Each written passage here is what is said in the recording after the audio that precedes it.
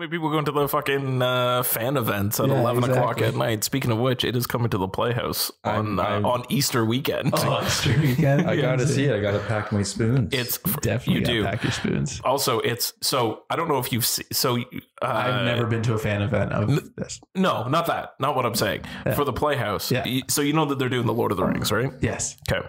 So I bought my 3-pack. Pass because I'm doing all 3 because they're all like the extended, aren't all the extended, all with an intermission, and I think they're working with either Fairweather or Merit, so they have they'll have good beer on hand and everything else. Yeah. So Fellowship is next weekend, so I'm doing that next weekend. So that's 4 hours of my life. Yeah. Then Easter weekend on the Saturdays, 2 Towers. Yeah. Starting at 2 o'clock, right? Because that movie's 4-ish hours long. Yeah. With the intermission, it's gonna be like 4 hours. It doesn't feel like it. It really doesn't, especially the 2 Towers. But anyway, 2 p.m. till I guess about 6-ish will be the 2 Towers. 7 o'clock, their next show, 2001: A Space Odyssey. Oh, 10 o'clock, The Room. Oh my God. I could live at that theater the entire day. Yeah, literally. That is a perfect day. That is a perfect day for sure. If you're a Lord of the Rings fan. Well, I mean, are you not?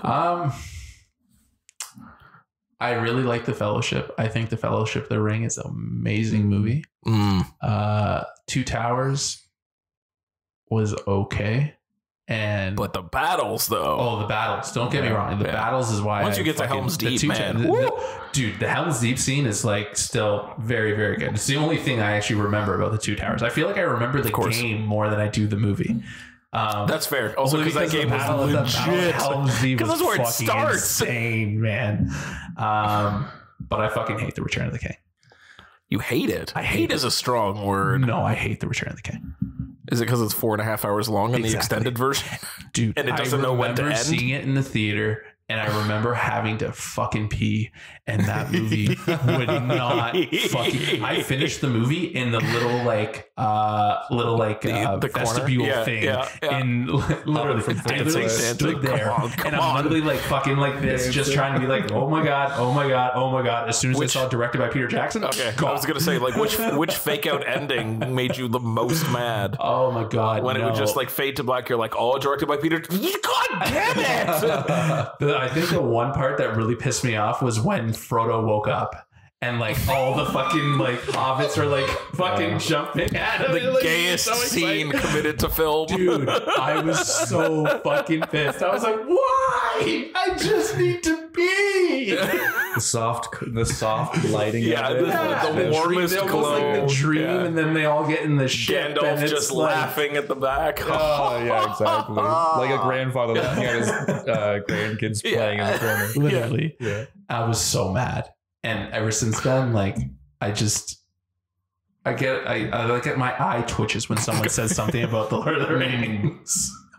But don't get me wrong, the Fellowship of the Ring, when I saw that movie, I was like, fuck, this movie is incredible. Oh my gosh. Incredible. That chase scene with the Black Rider. Yeah. And they're going on to the Huckleberry Ferry, whatever it's called. Mm-hmm. Oh my God, that was awesome. Oof. But the thing is that there's some things that just completely don't make any sense from a perspective situation, because they are underneath this log and the Black Rider's over top of them. Oh yeah, sure. And they throw a bag of potatoes down the way.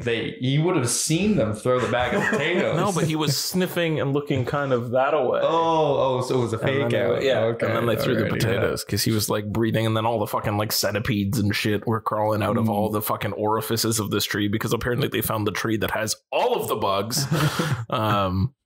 Yeah, and he was kind of sniffing and kind of looking around, and then this bag of potatoes gets thrown. But yeah, I mean, also movie's got a movie. Definitely. You know, that was that was a great film. Oh, 100%.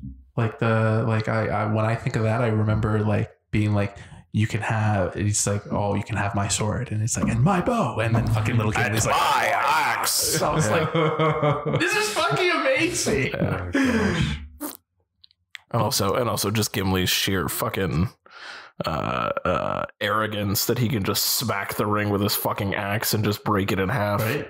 Gimli, to me, I think Gimli was my favorite, because he was just so animated, so So arrogant, so full of himself. He had personality. Yeah, he had personality. We dwarves are natural sprinters.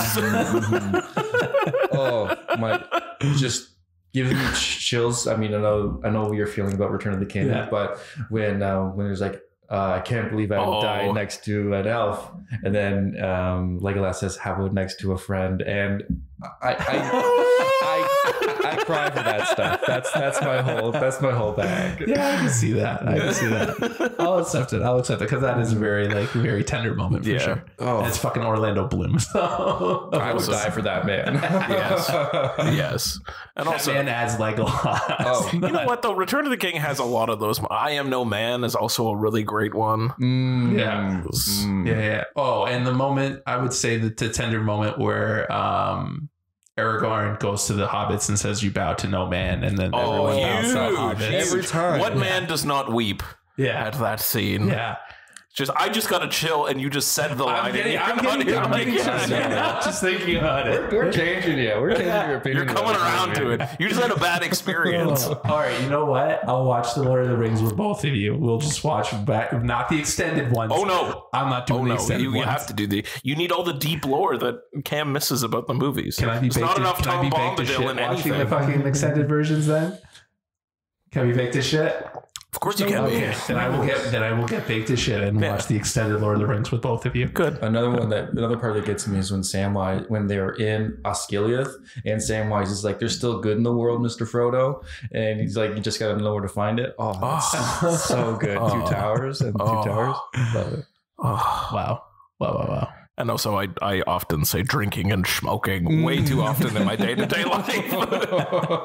Salted pork. Do you want to actually that was a good why we just end the podcast there? That's it. Today's podcast is 13 minutes long, and all we do is talk about Lord of the Rings and slates and sound syncing. Oh my god, it was a good one. It was a great episode. Everyone, pack it in. Thanks for coming, Cam. Hey, thanks for inviting me to the pod. Do you want to actually get the show on the road now? Let's fucking get the show on the road. All right. Let me throw another one of these in here just for... Oh, wait, that's going to be our opening? What? No. Well, maybe. I don't even know. I think that felt good. That felt like good conversation. That was actually a really good conversation. I mean, fuck. You know what? Like, I don't even... Sure. You know what? Let's... hey, everyone. Welcome to the Finger Guns Podcast with Tony, Dave, and James. I'm James. I am Tasty Tony B. And today we have a very special guest with us. The one and only... Cam. Well, I wanted to open up with I am Klaus from the movie, but I didn't want to. Yo, spoiler alert for the main section, but I am Klaus. I am Cam. You don't have nearly enough lip piercings to be Klaus. That was. Klaus was an interesting character for sure. Thank you for doing that. That's amazing. Yeah. Welcome, Cam. Welcome, buddy. Welcome. Appreciate having you here. We thank you for subbing in for Dave. I'm sure Dave appreciates you. I appreciate Dave for having a baby. Yeah. He's just procreating. He's just off procreating. We're podcasting. He's procreating. He's procreating. He better not currently be procreating. I don't want to think about that. You never know. Oh my god. Different type of content. Yeah. He's making different type of content. Oh man. The miracle of life. Finger Guns After Dark. Dave makes another baby. Oh Jesus. Alyssa's gonna kill us. Alyssa's gonna kill us both. Sorry, Alyssa, if you're listening. Oh shit. Anyway, so we've kicked this off weirdly. Welcome to our severely long cold open that I didn't really plan for. So I don't know. The theme song is just going to be in here somewhere, and we're just going to kind of roll with that, and that's going to be fine as we go. It's fine. You can't plan good conversation. You really can. And you can't. That was too much good stuff about the Lord of the Rings.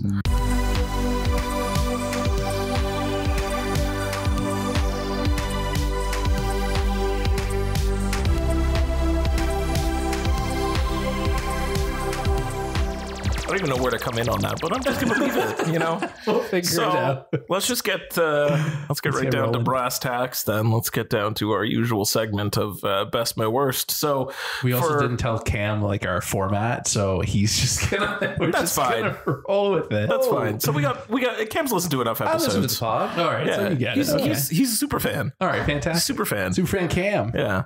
And this is what we do. We start bringing all the super fans on. Exactly. There we go. We got to bring your buddy on. Who? Oh, yeah. We got to bring some super fans. Yeah, super fans. For sure. Now Batia's going to come on. Yeah. It's going to be all basketball again. He should have been on last week or last pod. Yeah, so we'll do some Best by Worst. We got, I believe, the Shutter Minute. Yeah, we got the Shutter Minute as well. We got our main segment, and we do have a new blue, I think, so that's what we're going to do. But for you, sir, Mr. West, since...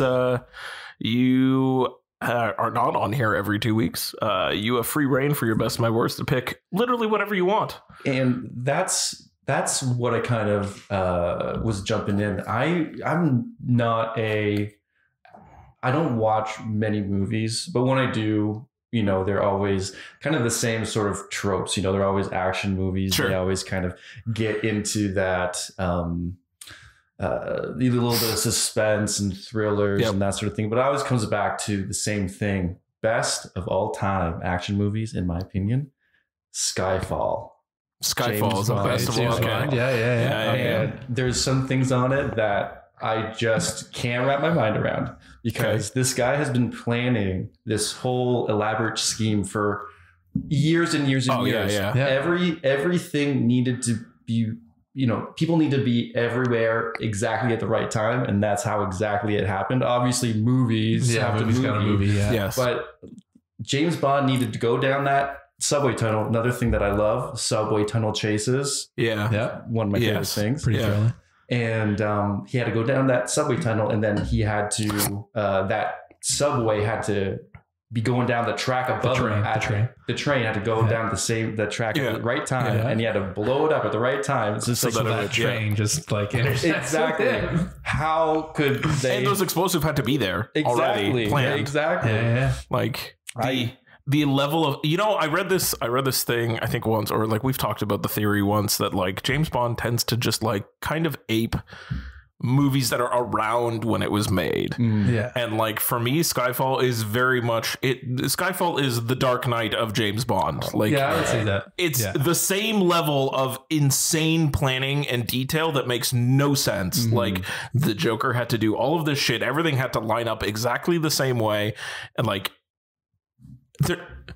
how? Like, he needed to be caught. He had to be caught at that exact time. That other prisoner had to be in that cell. That cell had to have that guy. He had to already have sewn in the bomb. He had to make a phone. Like, all of it had to work out exactly like he wanted to be caught. Like Mr. Silver. And like, I don't know. To me, Skyfall is very much like Silva. Like to me, Skyfall is very much like they went, Dark Knight really worked. What if we make a really convoluted plot where the bad guy has everything planned so James far Bond in advance? Yeah. And it works. It works. He was an orphan. Yeah. Sure. I mean, the only thing he didn't have to save was Rachel, so he's doing fine. Oh, God. Rachel. Actually, I would say M would be Rachel. True. True. Right? True. That was heartbreaking. Yeah, it was. That was kind of heartbreaking. Yeah. That one hit the feel. Judy. Dame Judy Dench. Judi Dench, man. She's an absolute dream. She's special. And also Albert Finney in that. Yeah. Rest in peace to that man. R. But I love Albert Finney. Yeah. Which one is Albert Finney? He was the caretaker. At Skyfall. Oh my God. Yeah. Skyfall was the land, right? That's what it was called. Like the house was Skyfall. Yeah. I thought the property. Yes, his property. The property was Skyfall. I thought him and M were gonna get together. Oh, it was very cute. It's more like they had Albert Finney. James Bond. No, I was like, that's a mother-son kind of relationship. No. Yeah, that would have been fun. The great chemistry. I love that. Yes. Just natural. Yeah. You know, and I guess that's when you get incredible actors on the screen. It just ends up happening, which is incredible. Yeah. I think Albert Finney was supposed to be Sean Connery. And then it didn't, like, that was the initial idea. And then they were like, they wanted Sean Connery that does not make sense. Yeah, because they wanted to have Sean Connery as like the caretaker of the house. But that just doesn't make any sense. You can't do it. Yeah. Well, and also Sean Connery didn't want to come out of retirement. And also that, because the League of Extraordinary Gentlemen ruined that man. It's true. It's true. Also ruined Alan Moore's, I think it's Alan Moore. Alan Moore's faith in film. Exactly, yeah. That man has had terrible luck with movies. Terrible. Movie adaptations. That poor guy. Poor guy. Skyfall, good choice though. I like that. Best of all time. I think that I've watched that movie probably more than any other movie, but I've only watched it like, I don't know, 8 times maybe. Is that a lot? 8 times is a pretty long time. You know what? And that is the first one that Ray Fiennes is in.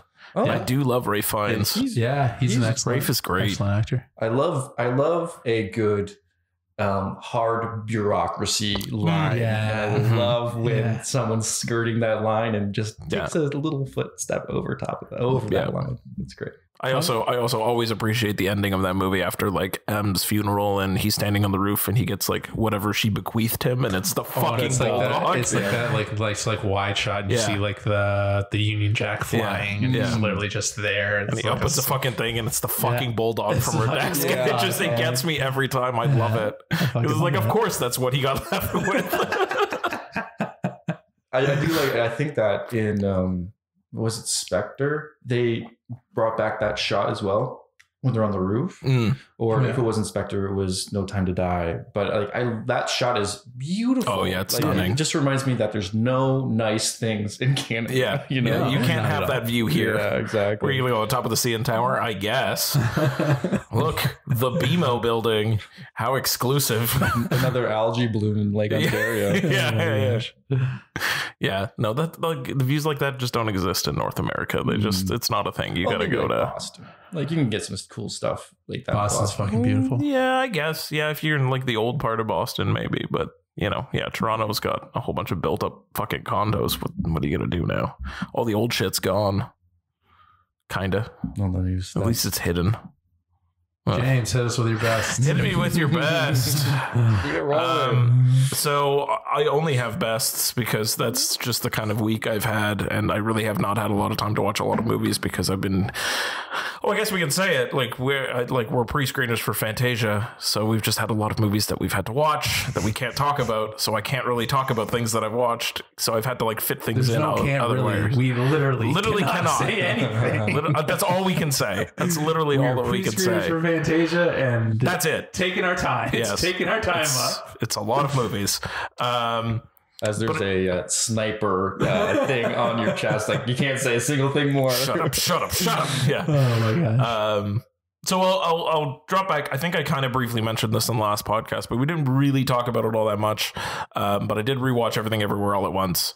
Nice. And I watched it just prior to the Oscars because I just had a feeling and I kind of wanted to watch it again. And fuck, man, that movie still holds up. Mm-hmm. It's one of the best. It's still my favorite from last year. Yeah, it's still good. Like I hadn't watched it. I didn't watch it again after the theater. Like Dave and I saw it at the movies. We walked out. My literal only thought was run that shit again. Like I just want to watch it again. And then I kind of didn't because there's been so many other things that have come out. It's hard to like go back and revisit things that you really want to.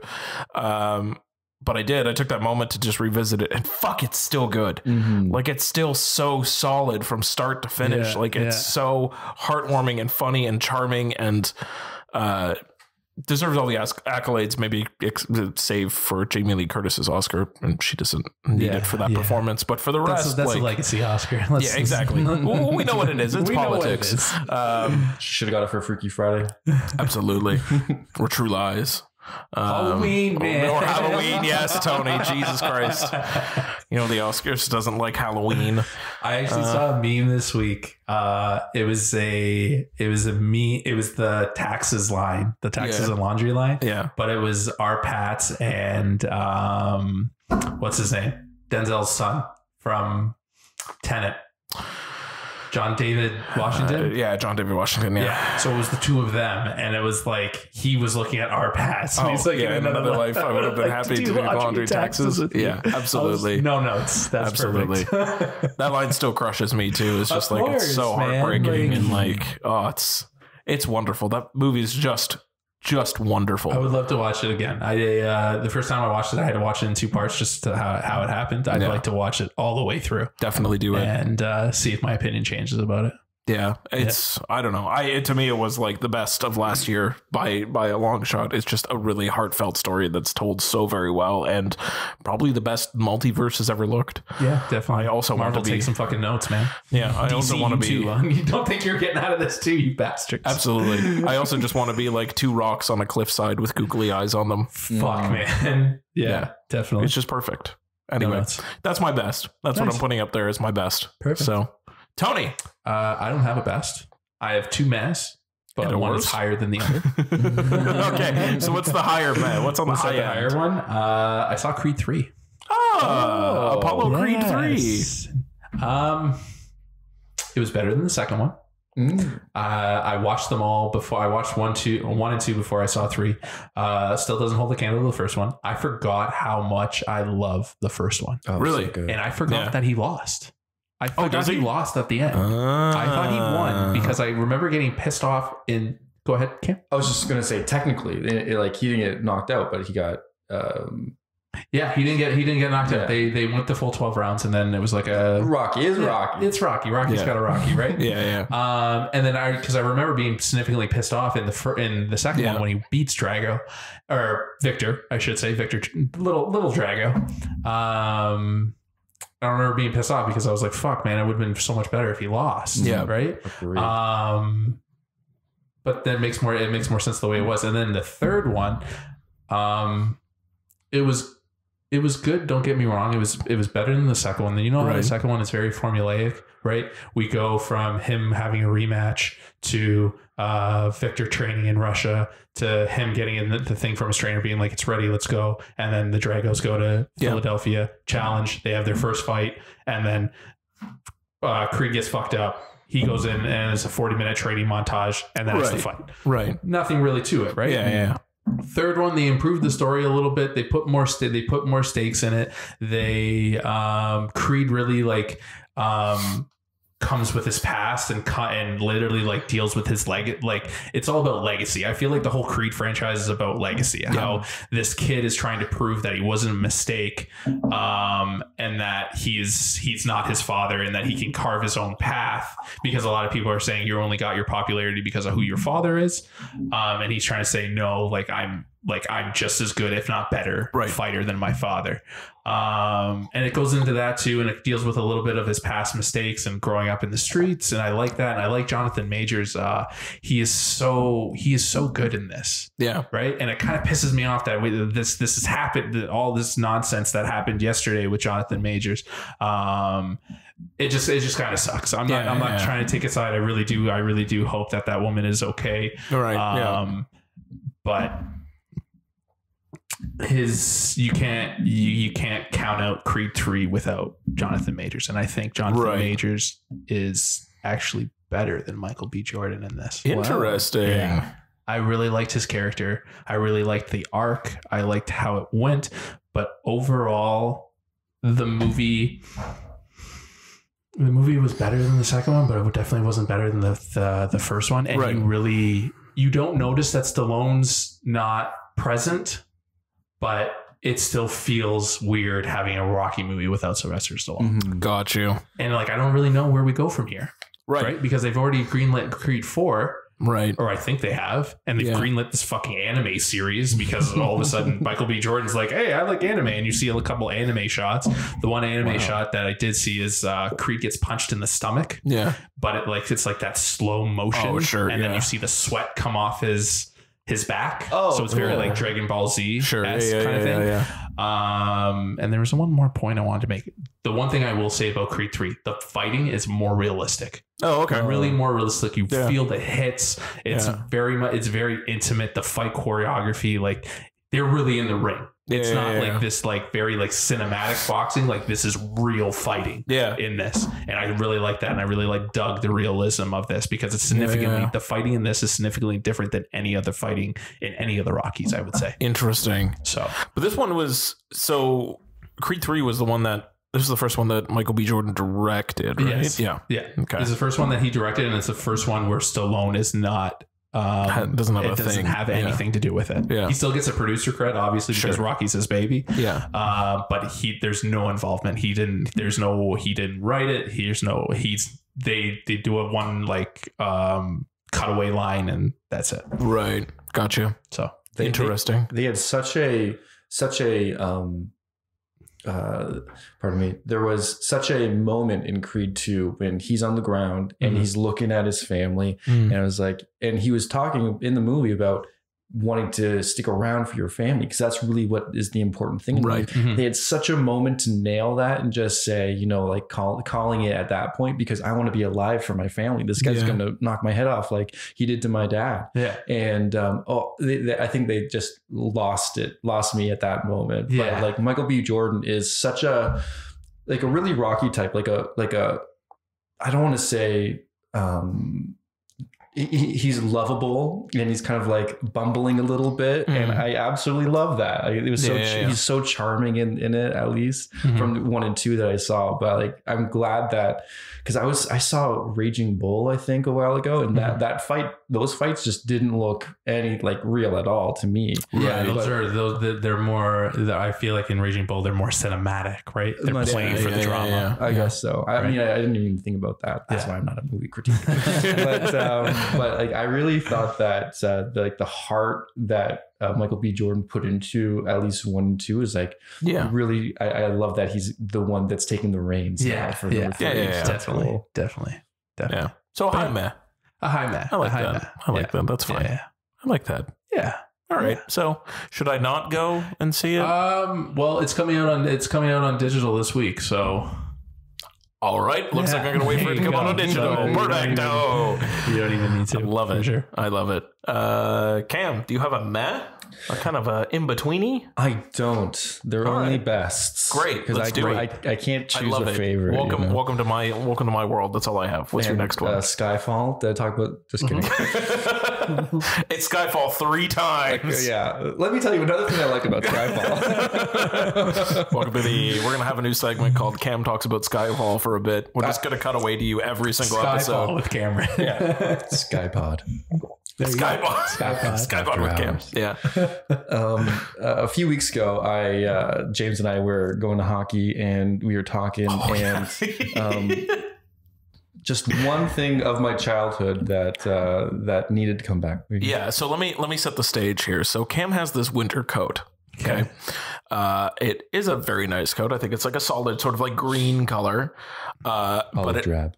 Olive drab. Yes. And it has a neck, like a collar to it that is fluffy. It's very like not furry, but like woolen almost, like a wool, like shearling. But it's thick, like it's like 6 inches deep of fur that kind of extends out on this neck thing.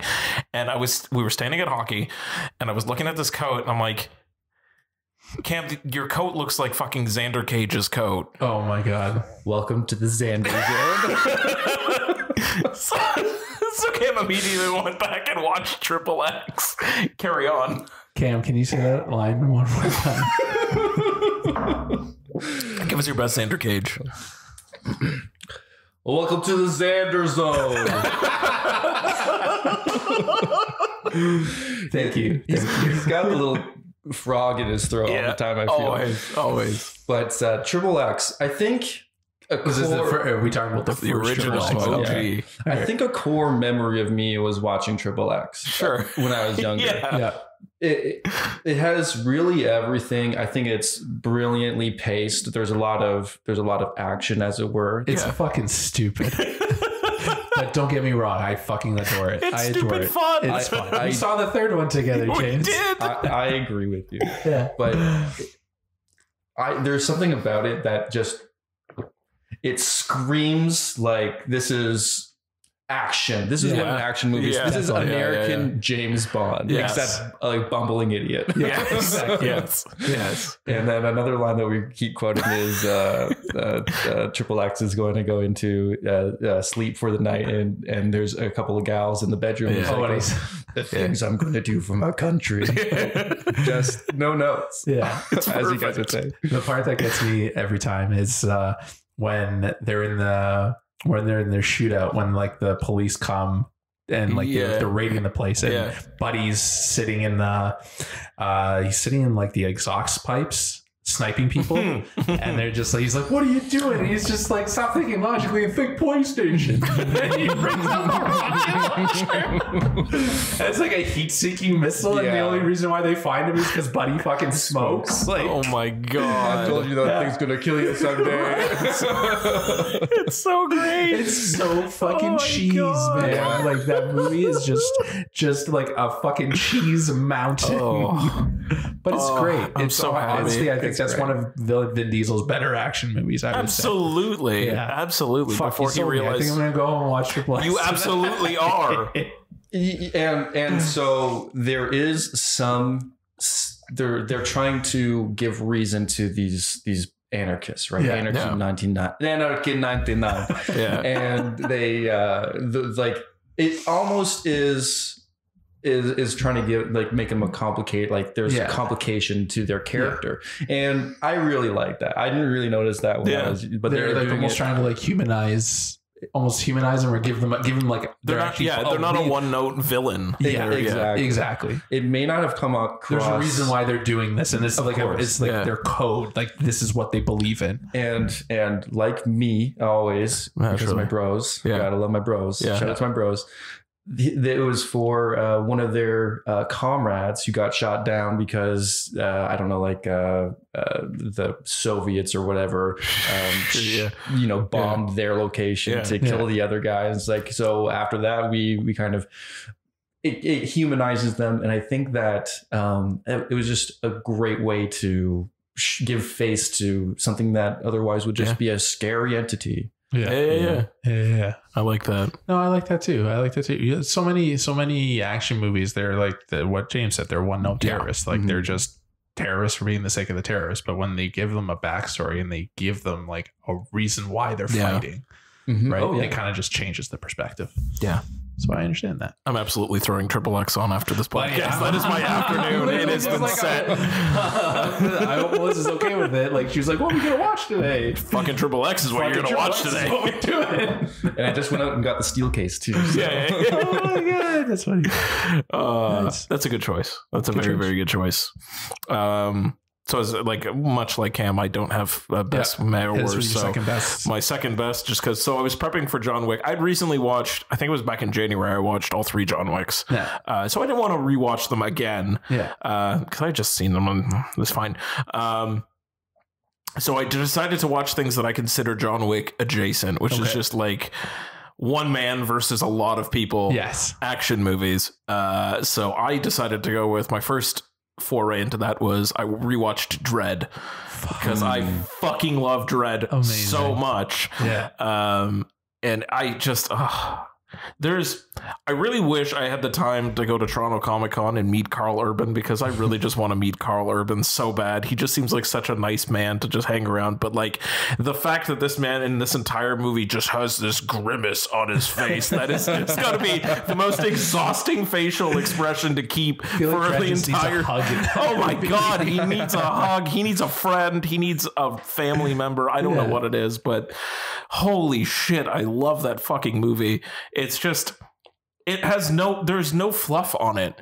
It's just like you start off with a big action scene to introduce who Dredd is. You start off, then you move on to, okay, here's the rookie, he's going to train. And then you're in fucking peach trees and it's nuts. Yeah.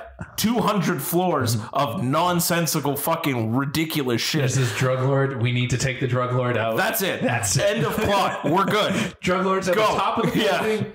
You're getting to the top of the building. This is fucking. And the drug lord tells everybody that they need to kill Dredd. Yeah. This is like fucking OG #1 Donkey Kong. You just have to climb up a whole bunch of platforms, and every once in a while you get put back down because she throws a barrel, and by throws a barrel I mean lights an entire floor of the building on fire with three huge fucking rail guns of just chaos and madness.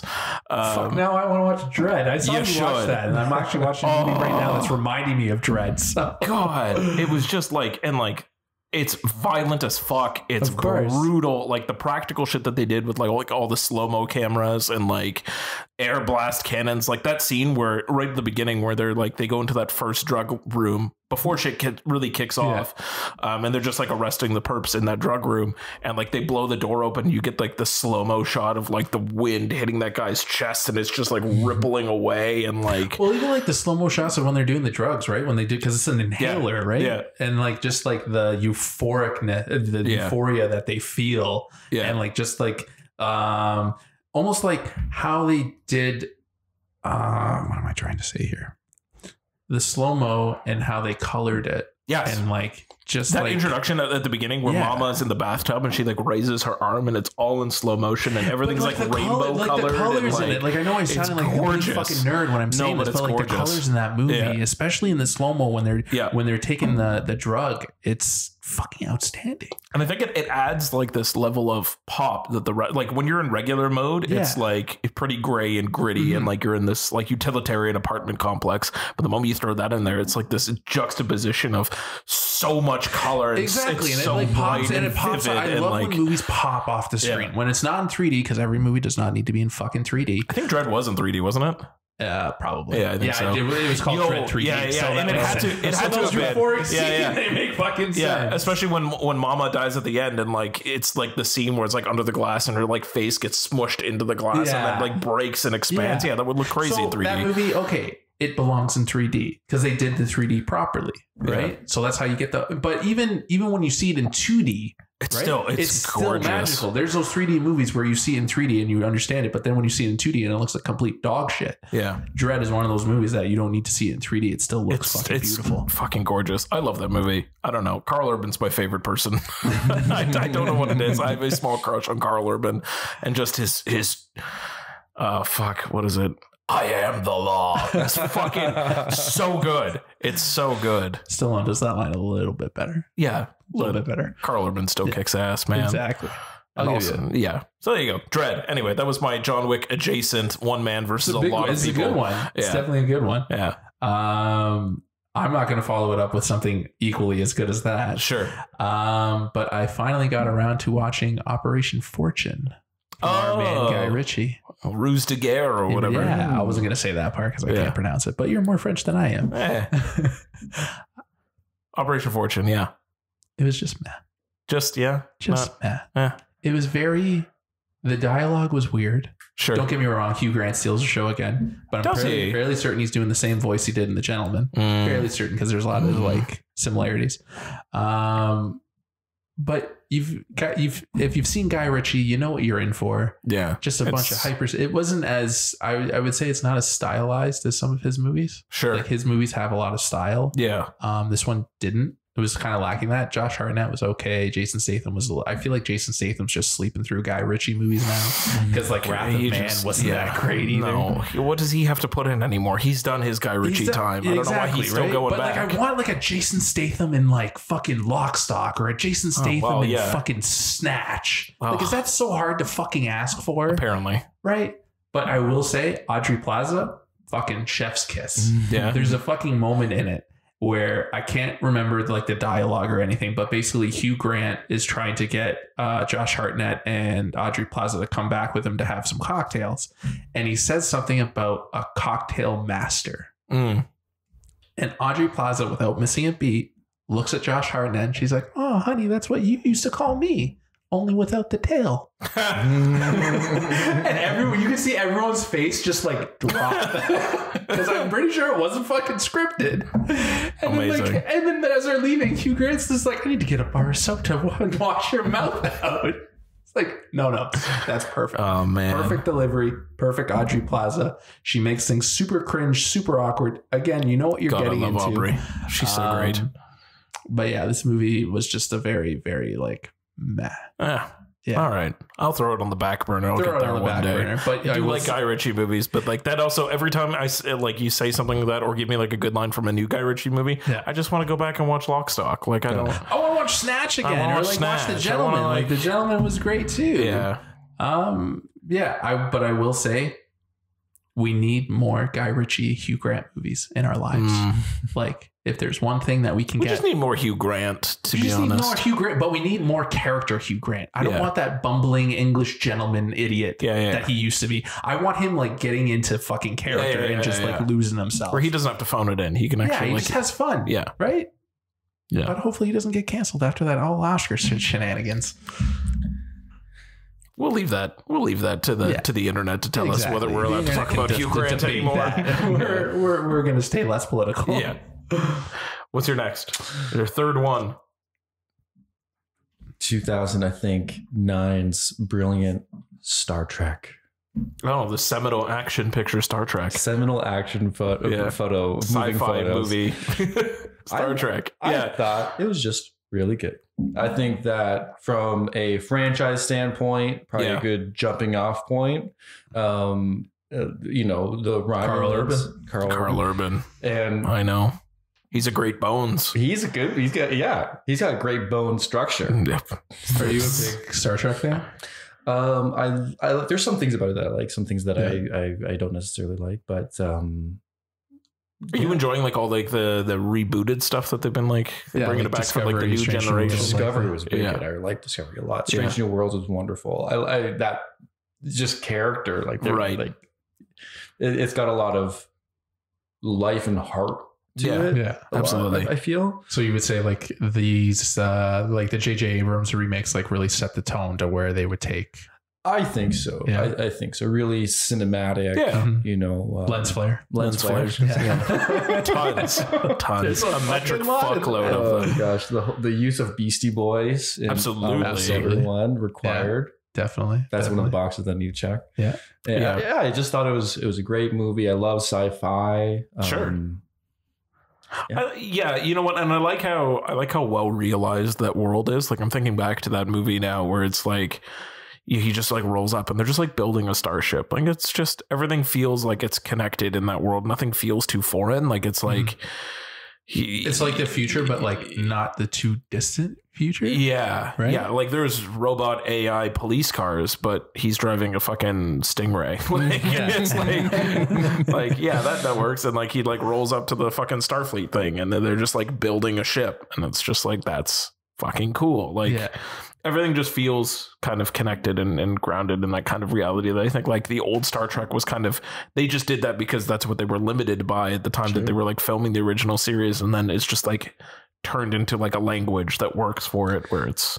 And it's familiar. Yeah. I think it's familiar. Like the Orville. I love the Orville. Yes. It's familiar and you know what you're getting yourself into. Yeah. And that's the one thing. I seem to go back to the same movies over and over and over again because they're familiar. I know what I'm getting myself into. But with things like Discovery, like you're saying, they're familiar, but they're also pushing the story forward. Yeah. Some things are like a little, they lay certain things on thick, I think, with the new ones for whatever particular reason they want to, which is okay. Yeah. But yeah, it's like, it's familiar enough and I just think it's great. Yeah. Also, like freaking blasters in space is like my favorite. Like type of so good. Yeah. So good. Yeah, I mean, I agree. Like that. I think that first movie set the tone for everything else. Definitely set the tone. Although, because I've been going back and watching The Next Generation, and it's theater, which is. Don't get me wrong. Patrick Stewart puts on a learning every time you watch him on the screen. Yeah. But it is definitely all of the episodes seem to have some sort of Shakespearean callback, which it makes me laugh. Yeah. Yeah. I like that though. It's a good choice. I really liked it. I remember Star Trek now. Yeah, I watched. I'm gonna watch that. What's the one? Dredd. I've never seen it before. Oh, you really need to watch Dredd. Yeah, you definitely need to do that. But Star Trek's a good one to watch too. You were saying all of the color, and like that just got me thinking about Godzilla versus Kong. Like the color of that movie was just the neon. Yeah. Oh my gosh, GVK is very good. Yeah. I want to watch that movie now too. I haven't seen that since it came out. Jesus Christ! Banger after banger. What about my you, James? third one? My last one that I'm going to talk about because it's John Wick adjacent, and also because I was watching Dredd, I was like, you know what this reminds me of? This is just a comic book version of The Raid. Yeah. So I just watched The Raid. You watched The Raid? Yeah. First one? Yeah, obviously The Raid Redemption, man. Fuck. I want to show Melissa The Raid movies. Oh my! She's gotten into action movies like really hard the last I would say year. Yeah. I really want to show her The Raid. The Raid is still so fucking special. Yeah, like, it is. Fuck. Budget filmmaking. Yeah. Absolutely, like taking place in one fucking shitty rundown apartment complex in Thailand. We need to get this guy. No one's been able to get him. Yeah. We got to get him. Yep. Cool. Here's an entire thing, and then like add a little family element in there. His wife and his kid, his child, or is it just his kid? She's pregnant. She's pregnant. Okay, so literally just kissing your wife goodbye. Hey, honey, gotta go get a drug lord. I may or may not see you again. Yeah, and then just some of the absolutely most breathtaking fight choreography. But like very few cuts, wide angle shots. They're just literally doing just it, giving it. It's like brutal. It's violent. The scene at the end, the three-way fight with the two and Mad Dog, right? Yeah. Just that whole fucking fight scene. You could literally feel them getting tired because like the camera is not cut. Yeah, and that is something that you never see. No, you don't see it in these American and I think it's one of those. I remember the first time I watched that movie, and I'm like, holy fuck, this is so different than anything that I'd seen. Yeah, because the American fight scenes, they don't do that, right? They don't let them fight, and it's starting to come now with like the because of John Wick. Right? Yeah, I feel like John Wick ushered in, but most of it was like inspired off this. It was like everyone saw The Raid Redemption and went, holy fuck, this is the way to do it. A fight scene. And then it's like, hire the right people, hire the right fight choreographers, work with people that are skilled in that kind of work. Train the fucking actors to be able to withstand and get the stamina to withstand this amount of like moving. Yeah. Right. And then you get into John Wick, and it's Keanu who's dedicated to being John Wick, putting in that work, putting in that training and doing it. But I think it's like all inspired by the fact that like, you look back at something like The Raid, and that's what they fucking did. They just are that good. And well, even with because that movie's from Indonesia, like the whole even the whole Asian cinema. Because if you look for movies from Hong Kong, China, Japan, and stuff, they're fighting. You see them fight. Like they're not cutting away. They're not fucking Liam Neeson who's like punch, cut, and then you see it connect, and then you see him move, because like Liam Neeson obviously can't fucking withstand that amount of action all at once, kind of thing. Yeah, he's a little bit too old for that now. You need 78 cuts for one punch thrown by Liam Neeson. And even with the Rocky movies too, right? Yeah. Like after a while, it was just like you see the punch and then you see the connect and like that kind of thing. Creed does the same thing where they literally just let the camera go and they let them fucking go at each other. So it's changed. It changed the landscape. I think we started taking more now, but I know it was happening a lot more in Asian cinema already. Like that was already kind of the style that they were going for, but it was like that. But even Asian cinema changed after The Raid, right? Because the fighting got even more intense because they started to double down on it was just people took notice. Yeah. Like people finally took notice and went, oh shit, we can make things look really fucking brutal if we like just put in the fucking time and effort to making it work. And not just like thinking that the fight choreography is we'll figure it out. We'll just add it around it. Yeah. No, like build it around that. Create a hallway scene, like, you know, and then you think of like something like Old Boy. Holy shit, that hallway scene is intense as fuck. Back. That's all I remember. I remember watching Ong Bak in your basement. Yeah, I think so. Tony Jaa hopping through that fucking like barbed wire loop thing. I think about that all the time. People with his knees. Yeah. Muay Thai. It was great. Yeah. And fuck, man, now I want to watch the fucking Raid. Yeah, you do. God damn it. Yeah, you do. Just gonna have to put a list together. Anyway. Oh, we ran into did we meet some of them? We did. Yeah. We said hey. We said hey. We got a picture with them. It was after Headshot. That's it. That's what fucking it was. Scene in the police station. Yeah. Like that was literally, I shit you not. It was like I would say a 3 to 5 minute scene of just continuous. One cut. And he is literally like, you could see him physically just fucking exhausted, but he's still fucking like fighting for his life. Yeah. Incredible. That's another good one you should watch. What's that one called? Headshot. Okay. Yeah, it's good. That was good. Yeah, it's good. You can look up pretty much any of his filmmaking.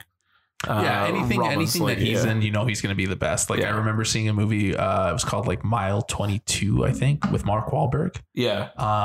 And he was the best part.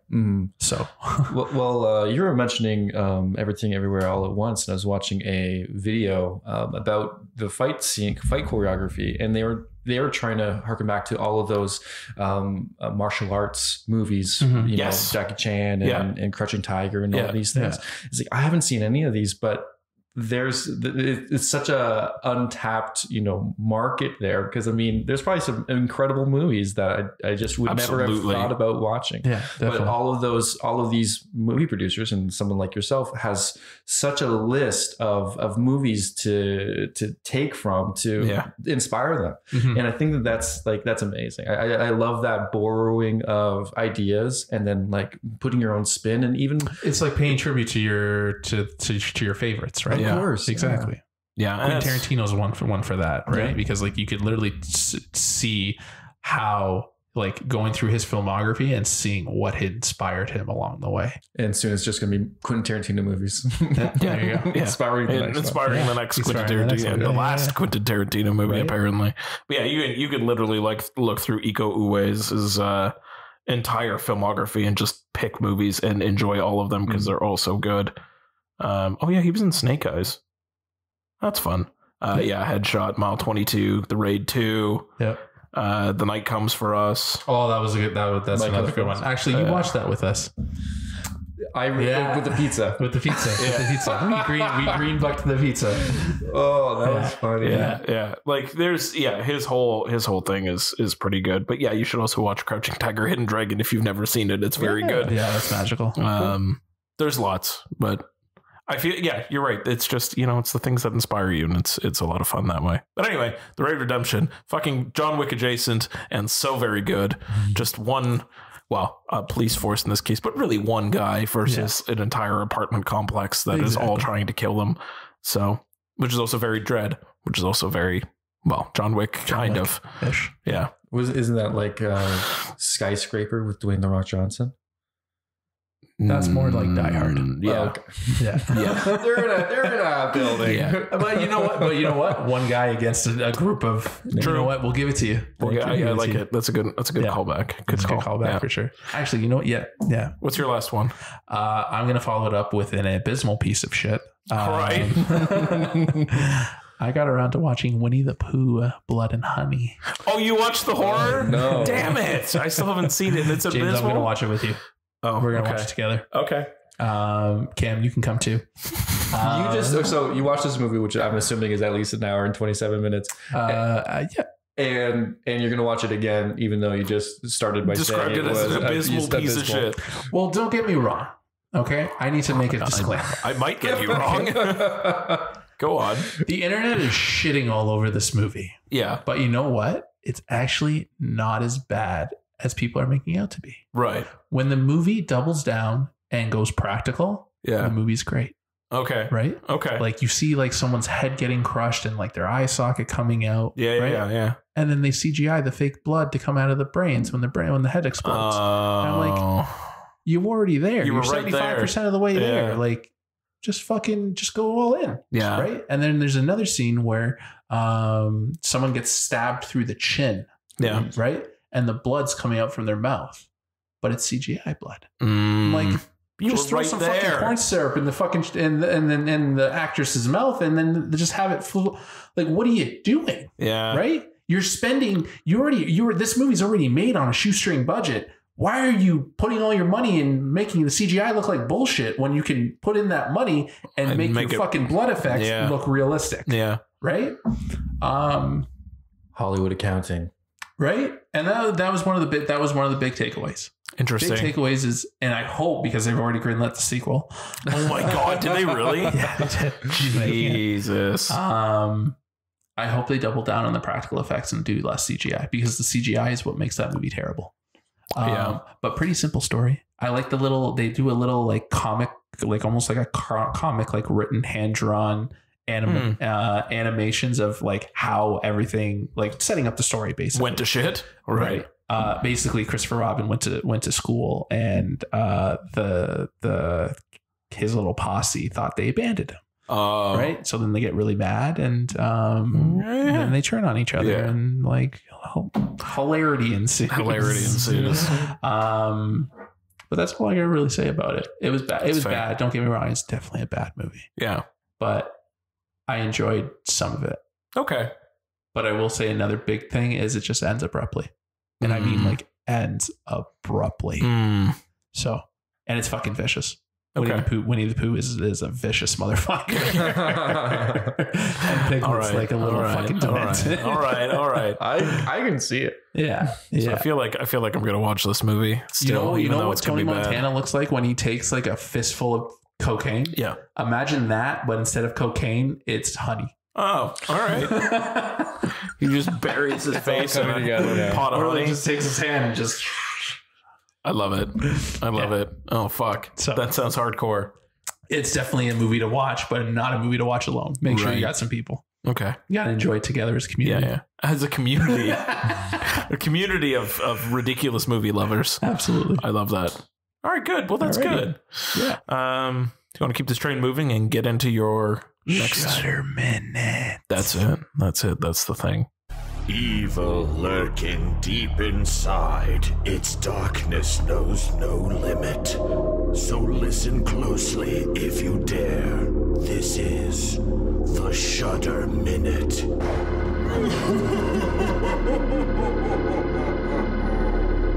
What do you got, man? All right. So this week we didn't really have anything new from Shudder, so I went to one of their recently added. Yeah. And it is a movie called The Company of Wolves. Okay. From the 80s, Neil Jordan. We've talked about Neil Jordan before. He did Marlowe. This is his newest one. Yeah. So he did this one. This one's a very like sexualized take on Little Red Riding Hood. Okay. But it's like almost like I would say Shakespearean kind of thing. Very like old folklore kind of film. It has one of the best life advices ever. I'm going to read this life advice out. Go, please do. Yeah, I'm going to drop some knowledge on you. This is literally the best advice you'll ever get. I'm ready for the wisdom. You ready? Never stray from the path. Never eat a windfall apple. And never trust a man whose eyebrows meet. Pretty good.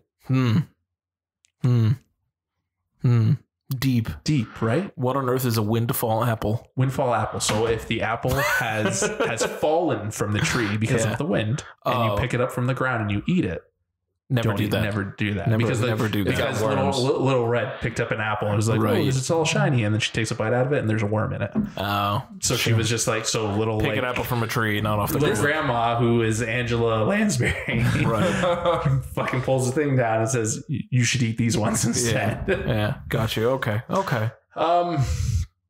It was good. It was decent. I would say the practical effects, like the transformation, like everyone's talking about fucking American Werewolf in London in those days, but like the transformation scenes was, I would say, really incredible. Yeah. Like I really dug the like when they go from like the human to the werewolf kind of thing. But I will say that there's this awkward scene where an entire wedding party turns into a fucking crowd of dogs. Oh, but they're wolves, but they're obviously dogs. Yeah. So that was pretty fucking weird. All right. It's like a little dash imagine the red wedding, but instead of everyone dying, they all just turn into fucking wolves. Okay. Is there lore behind that? No. Not explained on screen. Not explained. I like the idea that it's dogs. I'm pretty sure like they poisoned something, and that's why, and everyone was eating, and then that's when, because like the one girl was just like, oh Jesus, yeah, and everyone's just slowly fucking turning, and it's into dogs. So there's a golden retriever. Yeah, there's a dachshund. But like it still hits all the tropes of like Little Red Riding Hood is very sexualized because the wolf really wants to fuck the Little Red. Sure. I read a children's book. It's called The Book of Lost Things. I guess it was like teen book when I was younger. Yeah. And that was the story. It was so strange. Yeah. And it's just weird because she's like, what lovely big arms you have. And you can tell like Little Red's like getting into it. And it's like, it's very sexual, but it's like, it's British. So like, it's not like an American sexualized story. Like an American sexualized story, like the fucking wolf would be fucking Little Red. Right. Yeah. But in this, it's like all about the subtext. Almost. Oh, there we are. But you know what? I would. It's not like it's no nocebo. Sure. I feel like nocebo is gonna be the bar this year for Shudder. But it was enjoyable. I enjoyed it a lot. All right. Yeah. All right. So we'll add that to the list of 80s things to watch. Oh my god, sexualized Red Riding Hood. Well, I remember I think it was Are You Afraid of the Dark when they put on some sunscreen and they all turned into dogs. I don't know if you guys remember that one. No. Anyway, you big old. Are you Afraid of the Dark fan? Well, no. After that, I didn't. I never watched it again.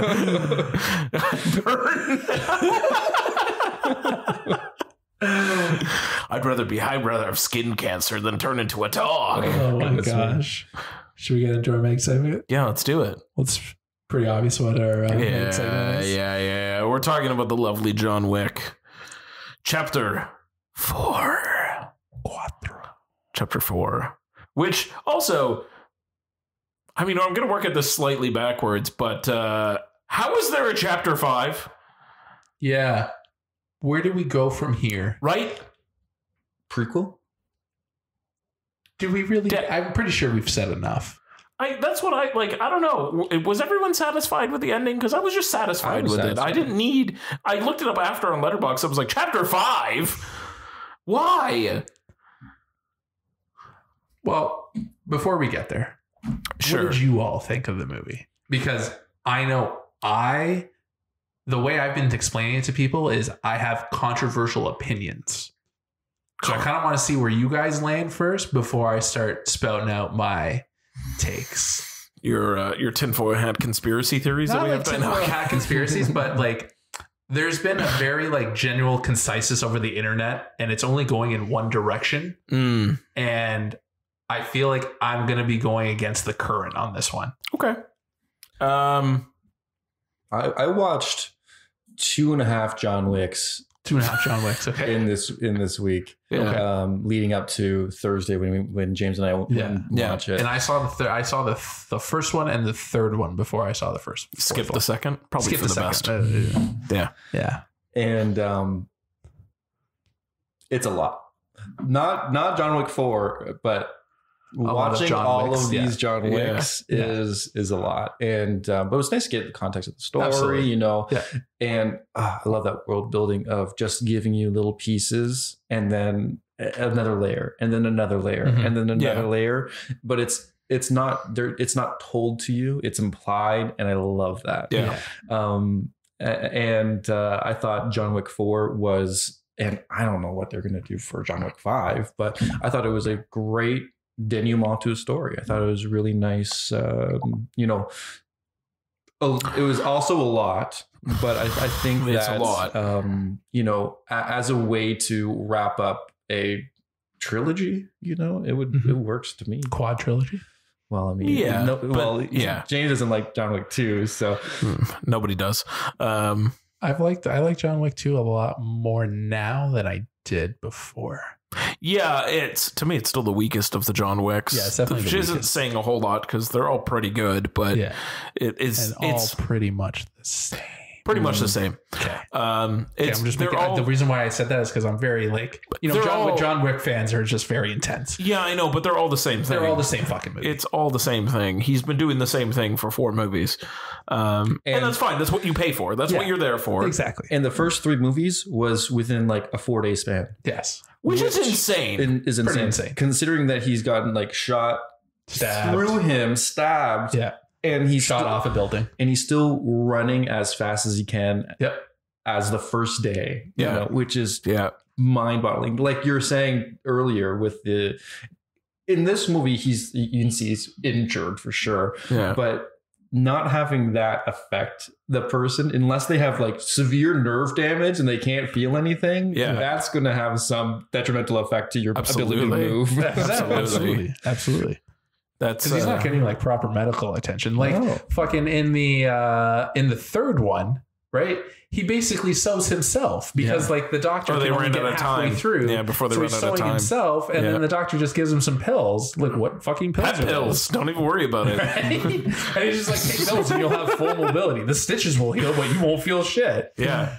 Pet pills. Just caffeine. That's it. He just needed to stay awake for a little while longer. And meth. And probably a lot of meth. A little bit of that. Probably a lot of cocaine. And a lot of cocaine. Oh my God. Yeah, they're all the same. I mean, if you're gonna put a cap on the story, I think Chapter 4 does a pretty good job of putting a cap on it and finally hitting the end of it. Like, you know, if his whole goal, if we look at it holistically, we look at chapters 1 through 4 holistically. Yeah. He was first. out. You know what? First. Yeah. Let's just rip off the Band-Aid. Yeah. Did you like it? Yes. Did you like it? Yeah.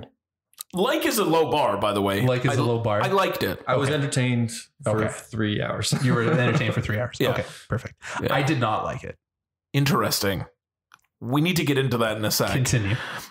Holistically, though, the story through 4 movies has been he was out, he was happily married, his wife died. Oh, spoilers. For a movie from 2014. His wife died. He got sucked back into the universe that he left and that he got out of because a fucking idiot child murdered his dog. Yeah. The dog that his dead wife gave him. Correct. There was a lot tied up in that dead dog. Yeah. But anyway. Literally the day after she was put into the ground. Correct. He got sucked back into something that he wanted to get out of, and the entirety of the 4 movie stretch has been him trying to get the fuck back out. Yeah. He's had to kill a lot of people to get the fuck back out. But at the end of this, I'm pretty sure at this point he's killed countries worth of people. Yeah, he's committed mass genocide of evil bad guys. Just wiped out entire bloodlines of families. Yeah. No one's coming back from. I hope all of these guys that got wrecked by John Wick all had like male heirs, because like that's a lot of family names that are dead now. But he got out. I mean, by the end of this, he's out as far as we're concerned. Like he did his thing. He did the thing. He got his freedom.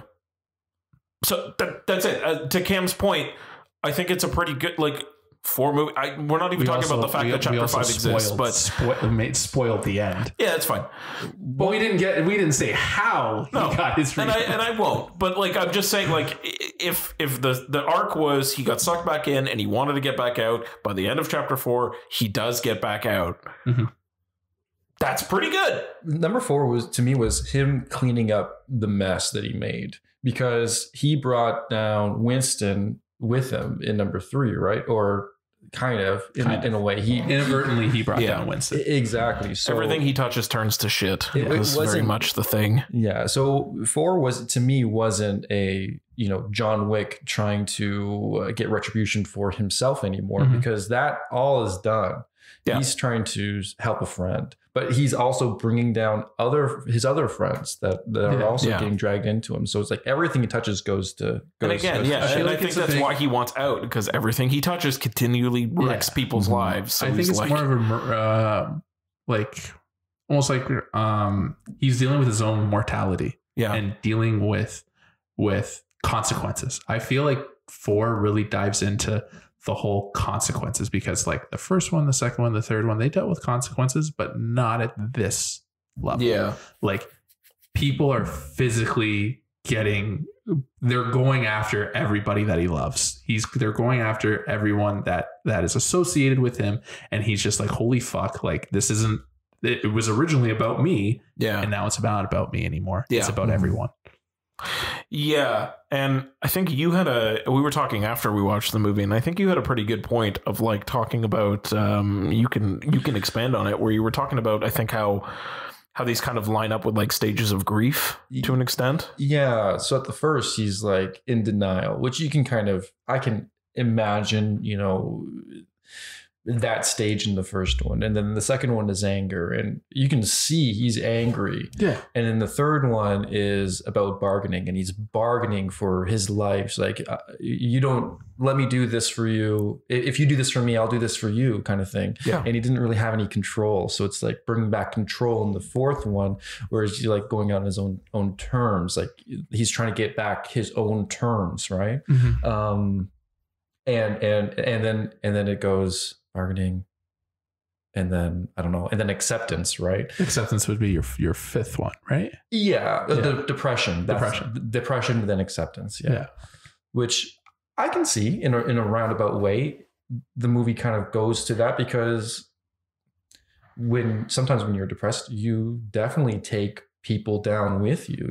You're not thinking about how your actions or your consequence. This sounds like people telling me these things, but sometimes your actions and you don't really think about the consequences of your actions, right? And I can definitely see that here, because now he's finally coming to terms with that the things that I've done in the past week and a half definitely affect people around me. Yeah. In the past week and a half. Yeah. I mean, I like that angle too. And like, I think it was a fine, I don't think it's the best.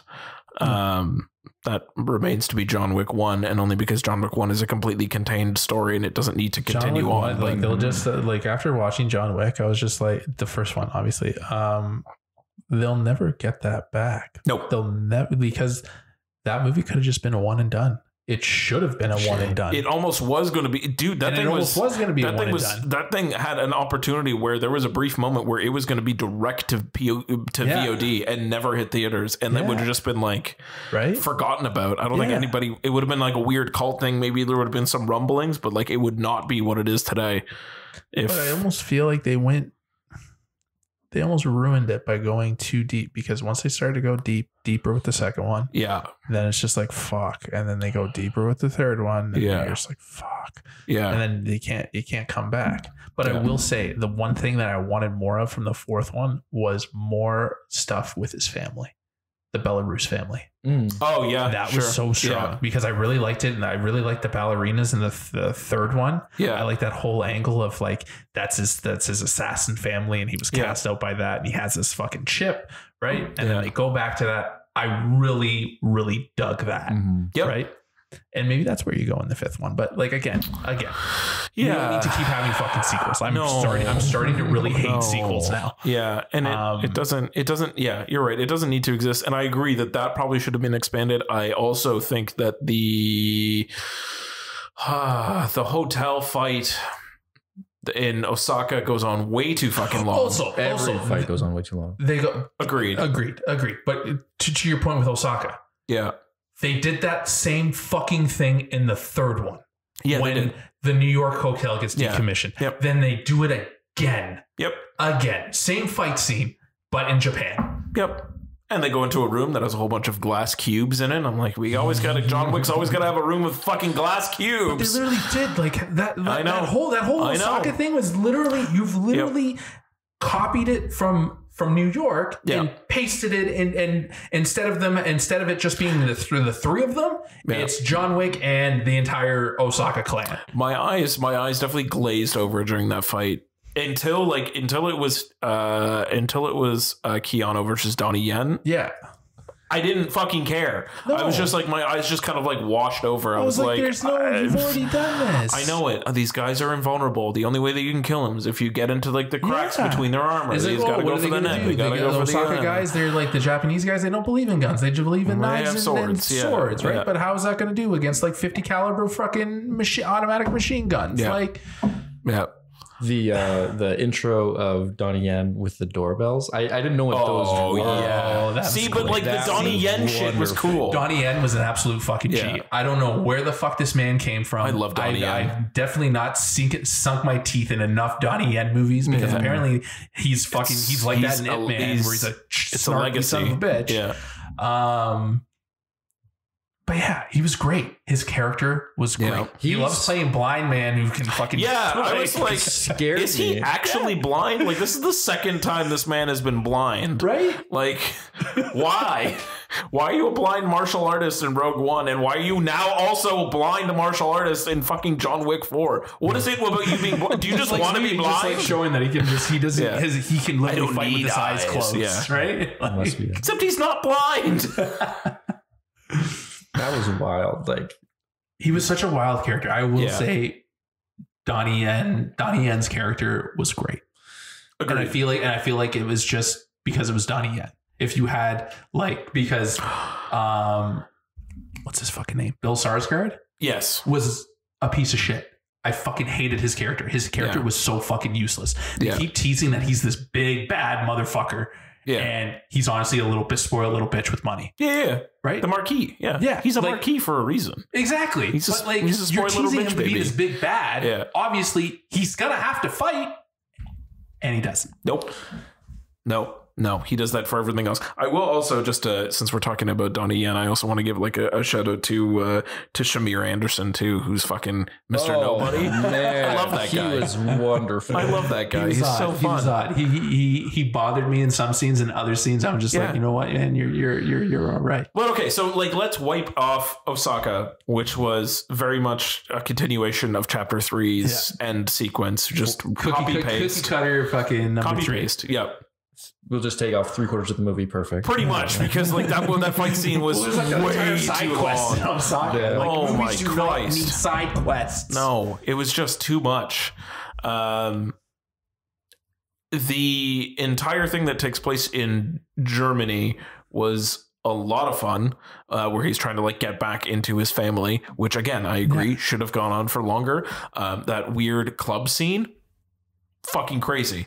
With the other assassin, he like the task he's given where his family's like, okay, fine, you want back in, you have to go kill this guy. With what's his fucking name? Scott Adkins, the big guy. Yeah. Yeah. He's a B. The guy who's underneath all that makeup is a huge like B movie action star. Oh, no Scott way. Adkins. Yeah. He's So that whole thing, I Am Klaus. Fucking the poker scene, like the poker scene, fucking incredible. Like it's like John Wick has a pretty good hand. Yeah. I was like, okay. Okay. 5 cards, right? Because he's an asshole. I got it. Because he's a piece of shit. Yeah. But like that whole thing in that club with like the fucking.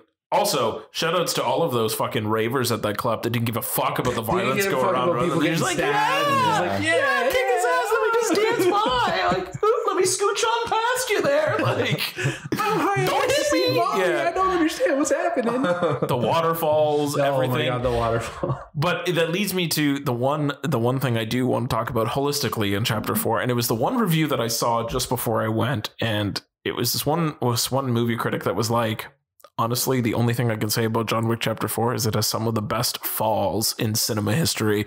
And holy shit, like John Wick's fall in that club where he like bounces off that beam and just smacks hard on the ground was just like, oh my fucking Christ. And again, this is one of the things that I fucking hated. Yeah. He's basically a superhuman at this point. Absolutely. That was something that I think you and I were talking about before we saw the movie, where he's just invincible. And I think that comes down to the way that these movies are done.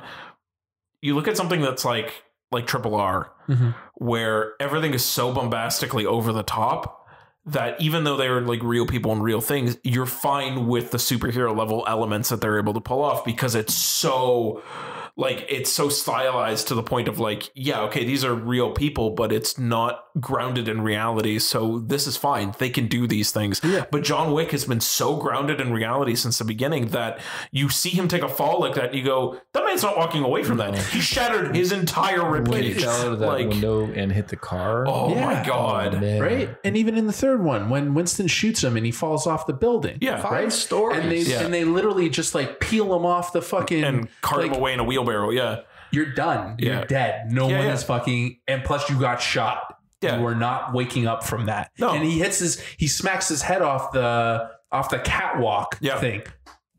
Your head is you got brain damage for sure. You're done. It's yeah. It goes into this like unreal, like don't get me, so two different sides to this. One, the fall, incredible though. That's it, like it's so impactful and like you feel it. It also has to do with the sound design because like the sound of them like upping the sounds of and hitting everything. Even when Killa the assassin gets thrown off the other side and like just crumples his entire neck like a crumple zone of a car is like it's just cringeworthy. Like, but you know that guy's dead. People don't bounce. Yeah, and that's. It hurt. Yeah, it hurts. For lack of a better word. That one, I think the whole theater kind of cringed. Yeah. But again, going back to your point about Killa, right? You see him fall and die. Yeah. Well, because he lands completely on his head and like. But what I'm saying is. Absolutely. Both people are falling, and then all of a sudden, because John Wick does the same fall, just because he didn't land the same way, he can just walk up and start running again and start fighting immediately. Yeah, he's just got a little bit less inertia. Yeah, you know, he's got the hobble in his step now. And then they do the two car thing again, right? Where he gets hit by the car twice. He got hit by like 78 cars in that fucking scene. No, but like the yes, I know, right? You're just redoing things that you've already fucking done, right? And I saw one review where they say John Wick 4 is a proof that you can have too much action in a movie. Oh, yeah. Right? I agree. Because... Again, you get to a point where just like your eyes glaze over because you're just like... And that's what I found myself. Yeah. That's why I didn't like it as much. Yeah. And also, I need to say this. It didn't need to be 3 hours. No, because again, you could have cut down so much of these fucking action sequences. And then I saw another thing where they had an interview with the director, and he said the movie was originally 4 hours. Oh, wow. Like, give me the director's cut of John Wick Chapter 4. Why are we letting? And I'm starting to start sounding like fucking Dave. Shout outs to Dave, love you, buddy. Big ups to my man, Dave. Why is there more and more movies coming out where it's 2 hours and 40 minutes, 2 hours and 50, 3 hours? You don't need a 3 hour action movie. No. Triple R is 3 hours. And okay, I understand why Triple R is 3 hours. They cover a lot in that story. There's a lot of story you have to get through. Yeah. It's not all action sequences. They're starting a revolution. They're starting a fucking revolution. Like it's an epic grand story. There's a whole thing that needs to be like, you have to get through a lot of history there. Right? John Wick. You don't need this shit. What is this? Another like 6 days? Like maybe there's not even a dance scene in John Wick. You know? Where's my not to for John Wick Chapter 4? And another thing that really pissed me off, they tease at the end of the third one is that it's going to be the Bowery King and John Wick taking down the table. Sure. Right? Yeah. And that's how they lead up. It ends abruptly being like, hey, John, you pissed off? Yeah, I think I'm pissed off. Yeah. And it ends. And you're just like, holy shit, like Lawrence Fishburne and fucking are gonna fucking wreck shit up. Yeah. And then they fucking sideline Lawrence Fishburne. Who steals every scene that he's in. He steals every show. And he just pops up to be like, remember me? I'm the Bowery King. I'm still here. Yeah. That's what I felt like every time he showed up on screen. I'm like, you're literally teasing like this grand fucking reunion of Morpheus and Neo going to fuck shit up. Yeah. And it's just fucking John Wick just doing the same fucking thing. Yep. I spit there a little bit. That's okay. I was just so angry. Yeah. Like, why? This movie almost doesn't need to exist. Yeah. It's almost like I'm going to say it. It's almost like Fast 9. It could have been a fucking email. It could have been. Because like when I got out of the movie, I looked at Melissa and I was like, wow, like, don't get me wrong. Some of those action scenes were really breathtaking. I really like some of that fight choreography. Yep. But I swear to you, if I'm thinking John Wick, I'm not going to watch this one. I'm never going to watch John Wick 4 again. I might just to be like, maybe my opinions change. But if I'm thinking John Wick, I'm immediately going for the first one. Yeah. Yeah. It's like, I like it. I don't love it. I like it. I think it's up there for me. Like, I think what was my 1, 3, 4, 2, I think was my ranking. Mm-hmm. I think that's my ranking for it is 1, 3, 4, 2. No, I put 4 at last. That's fair. I would watch the second one over the fourth one. Yeah. I put 1, 4, 3, 2. The fight scene in 3 when they are coming out of the refinery, that one goes on for way too long too. Mm-hmm. But I love how Halle Berry's like, he's like, do you want some water? And then she drinks it all, spits it, and then gives it like that. And then when he drops him off in the desert, carries the bottle with him for like 400 kilometers in the desert. And then that was another thing in 3. You could take Casablanca out completely. Yeah. Right? Because like that's the only thing that I really hate about 3. right, is that second act in Casablanca. Yeah. Right. Yeah. One thing that in my job, I do the same thing where I nitpick on one little thing. The one thing that it stuck with me is when they are doing that from dusk till dawn scene. Yeah. And the gal is in Paris. In a world where everybody apparently speaks every language. Yeah. She's speaking English when she's a radio DJ in Paris, France. Yeah. I don't know why she's not speaking French. It should have just been, how sultry that would have been if she was saying all that in French. God. And you could have done I've always enjoyed the stylized subtitles that they've always 100%. Done in John Wick. It worked so well. They could have had that and it would have been very oh my gosh. Yeah. It would have just been so epic. It would have put more tension into the scene if they did that, right? But again, that's a good point. That's a very good point. The dusk thing. He's got 2 minutes to get there, and he's at the bottom of the stairs. Can we talk about that Sisyphusian fucking... can we talk about that Sisyphusian level of falling? Seriously. That he's almost there. He gets to the top, gets kicked back down, falls all the way down, and literally has enough strength to go all the way back and still fight the remaining people that are there. I love Donnie Yen is I'm getting up these stairs. Yeah. It's I need you to get up these stairs, John. And the funny thing is the outcome would have been the same if he made it to the top or if he didn't make it to the top. The outcome would have been the same. Exactly. Yeah. And that, you've literally got 120 seconds to get to the thing before the sun comes up. Yeah. And you're going to believe that little section of the fight is 120 seconds? It is not. Give me a fucking break. Yeah. I know a movie's got a movie and you got to suspend your disbelief and everything, but come the fuck on. Yeah. The whole time in a lot of movies, 6 minutes ends up being a 30-minute part of the movie, sequence part of the movie. That is what brings me so far out of the realm of that suspension of disbelief. Get some realism in here because time, you're not by a black hole. That time is moving slow. It's because they brought in the level of realism that fucks with everybody, right? Because they put a time limit on it and then they're not following their own time limit that they set. Yeah. You set the rules and then you broke the rule. There's no point of why are we doing this? If you weren't so focused on him getting there and focused on he needs to be there before the sun comes up. Yeah. Right. Then that fight wouldn't have mattered. Right. Because you weren't harping on him getting there at sun. Again, at a specific time. That specific time. You set the rules. He needs to be there by this time. Yeah. And then you're just this is a pretty long 120 seconds. It just pissed me off. And to be honest with you, if I didn't see it in 40X, I bet you dollars to donuts I would have fallen asleep. Probably. I mean, we did okay. I didn't feel like falling asleep at all. I was holding my pee the entire time. Oh yeah, we had to work through 2 pints of Stella. I don't know why you guys did fucking 2 pints before this thing. I'm literally fucking shaking. I am honestly. You know what? No. Here's the thing. Talking about movie run times. Yeah. I went to ballet last weekend. Okay. 2.5 hour running time with 2 20-minute intermissions. This movie 2 intermissions. 2 in a 2.5 hour run time. Give me a fucking break. We watched a 3-hour movie. Where's my intermission? Why? Normalize intermissions again. You know what? Irishman. We sat through the fucking 3.5 hours of Irishman with no intermission. Normalize intermissions. They're allowed. It's okay. It's acceptable. They did People it in the 50s, need to pee. And they were okay with it. We're still doing it in live theater. Yeah.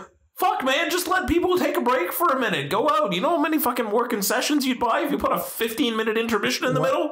What a great, that's a great elevator pitch. We did, you were there. For my birthday, we went to Hateful Eight, the 70mm, the road show, right? Yeah. And there was an intermission in there, and that was lovely. And it was fucking brilliant. You want to know why? Because I started to trail off.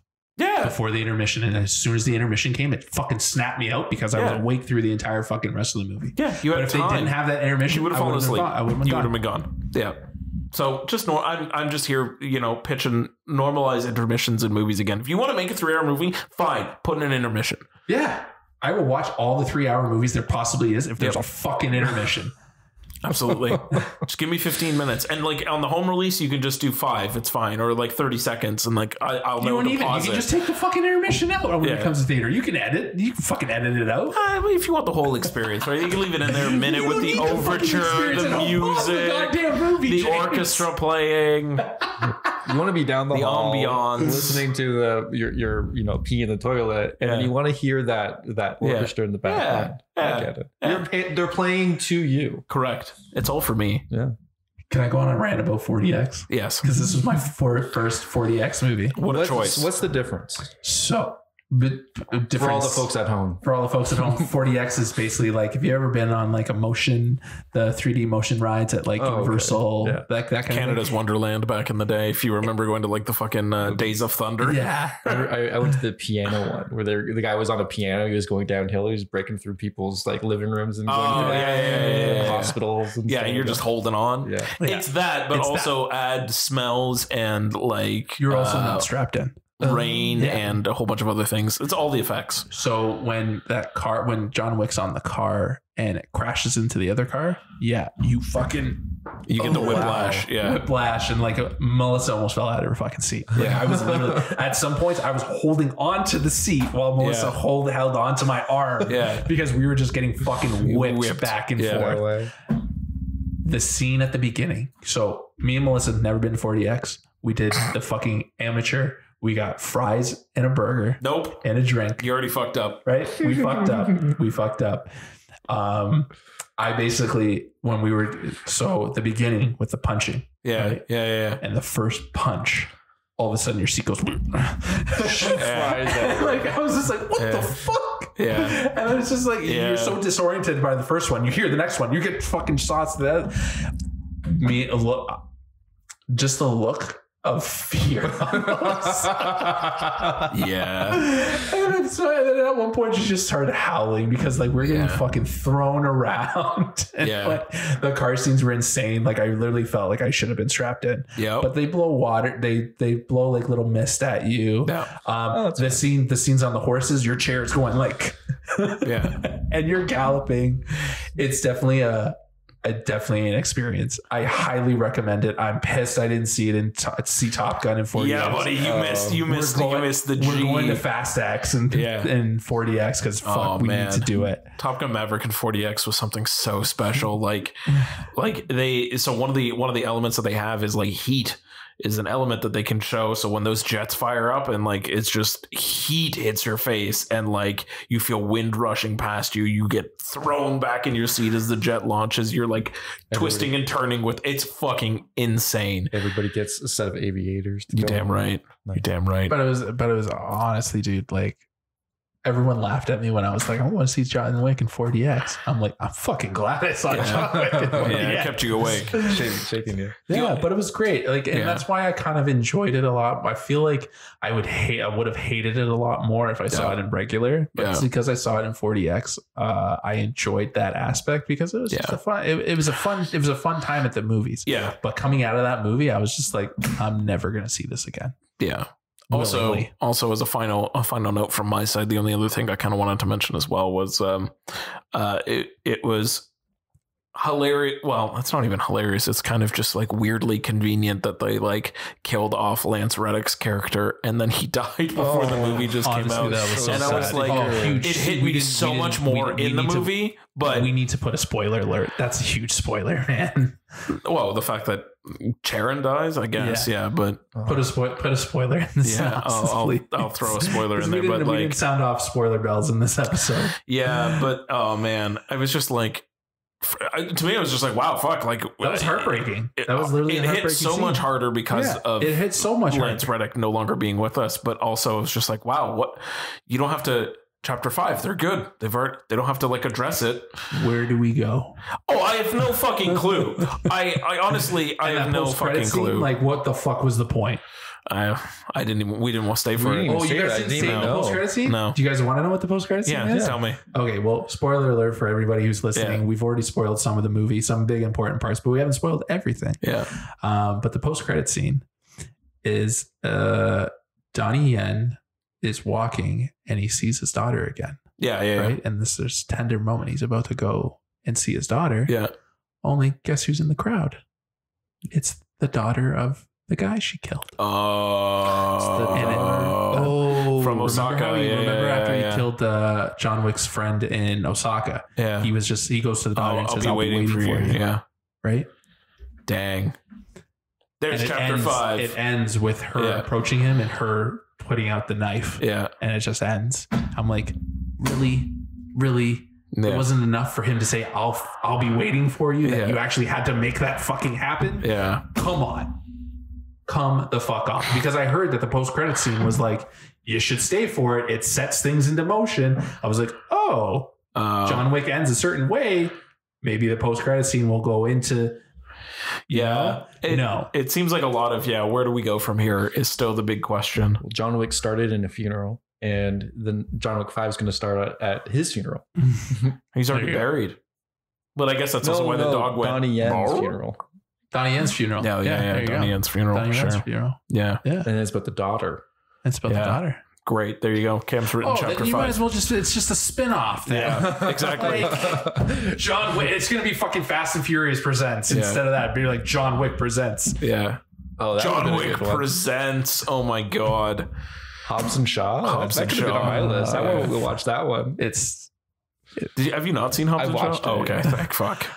But I'm excited. After seeing this, I'm excited for Ballerina because hopefully Ballerina goes into the Belarus crew. Yeah. And I hope you get what you wanted. You'll get, because Keanu's in Ballerina. Yeah. So I'm hoping, fingers crossed. I said this about Scream 5 for Scream 6 and it happened in Scream 6. So hopefully this is me, really setting the stage. Sure. For the Belarus crew and fucking Ballerina.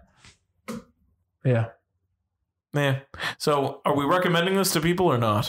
If you're a fan of John Wick, if you've gone this ride since 2014, you have to see it. You have to see it. Yeah. But if you're just a casual viewer, you've seen like John Wick 1, you saw or you've seen like 30 seconds of John Wick 3. Yeah. Don't bother. It's like buying a Playboy and reading the articles. You want to stay for the story. Yeah. All of the other stuff is just fluff. Yeah. Maybe, you know what? Maybe much like John Wick, if you've already gotten off the franchise, don't get sucked back in. Don't get sucked back in. Don't do it. Don't do it. Just stay. But otherwise, like if you're in it, I mean, it's 3 hours. It's 3 hours. It's a 3-hour John Wick. There's things that are enjoyable. Watch a 3-hour action movie that's just action. I'm still thinking about him dragging his hand out of a knife.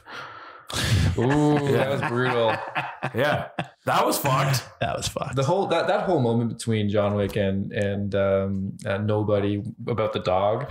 Like, oh yeah. I get it. Yeah, I get it. what a good boy.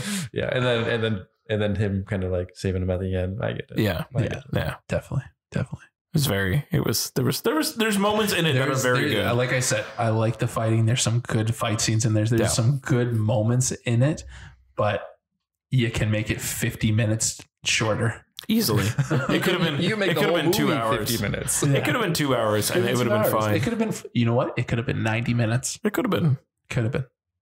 But the original John Wick's only an hour and 40 minutes. I know. It's only 100 minutes. I know, and then it's just been bloating up from there. Exactly. It's been feasting on itself. How does this go? Hour and 40 to 2 hours to 210 to 250. Yeah. Straight through. Just straight through. Exponential growth. Yeah. I read one fucking article. It's the fastest. It's the fastest 3 hours of your life. I'm like, motherfucker, have you seen Triple R? That's the fastest 3 hours. True. John Wick Chapter 4 is not the fastest 3 hours. Babylon's faster than fucking John Wick. John Wick 4 is 3 hours, and seriously, you know that you've been sitting there for 3 hours. And Babylon hits a fucking wall at one point, and it's still more exciting.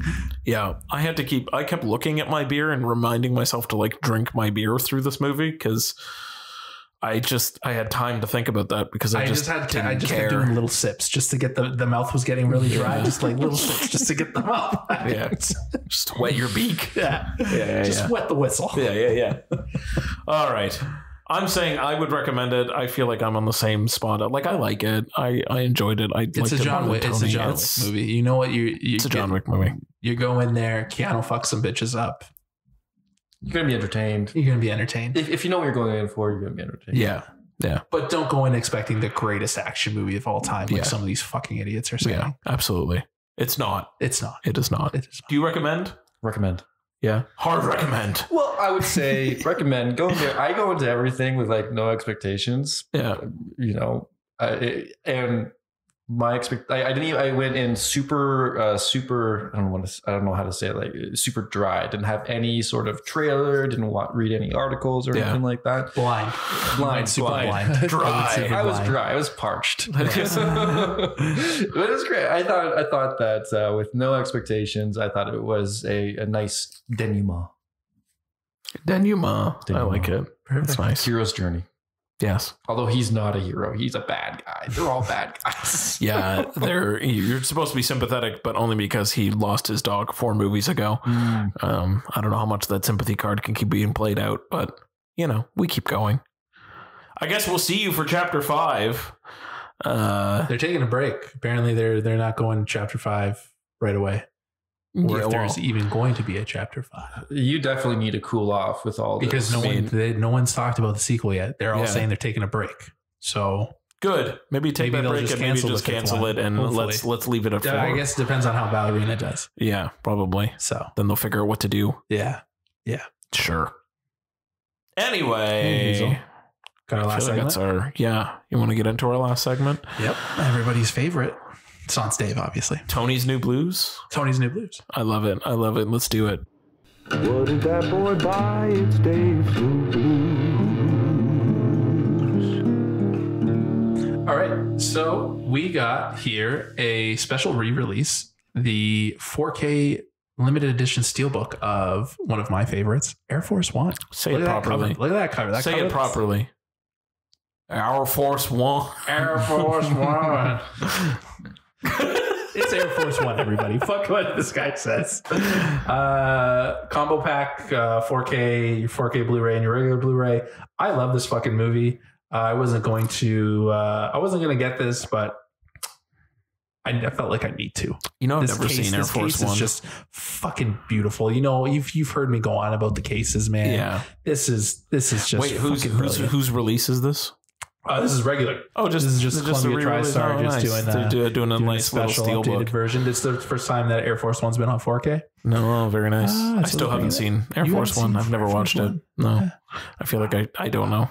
I've seen the end, like I've seen the terrible CGI plane thing at the end, but like that's about all. You've seen Get Off My Plane? Yeah. Get off my plane. I just love it because like terrorists take over the Air Force One and Harrison Ford, it just turns into a fucking, it's Die Hard on Air Force One with Harrison Ford. It's the US president. Yeah. Like, could you imagine fucking Biden doing that or fucking Trump? No, absolutely not. You know who I fucking picture it doing? Fucking Barack Obama. Yeah. Get off my plane.